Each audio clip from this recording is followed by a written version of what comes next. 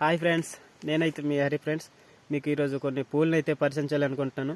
ఆ పూలు మా అరకు కొండ ప్రాంతాల్లో చాలా ఎక్కువగా కనిపిస్తాయి. ఈ శీతాకాలంలో చాలా వైట్గా ఉంటాయి. అవి మిడత పూలు అంటారు. అవి ఇదిగో ఫ్రెండ్స్, ఇవే మిడత పూలు అండ్ జంజాయి పూలు కూడా అంటారు. అవి చాలా వైట్ కలర్గా ఈ కొండంతా పూలు అవే ఉన్నాయి. చూసారా ఫ్రెండ్స్, ఇవి నా వెనకతల చాలా ఎక్కువగా ఉన్నాయి.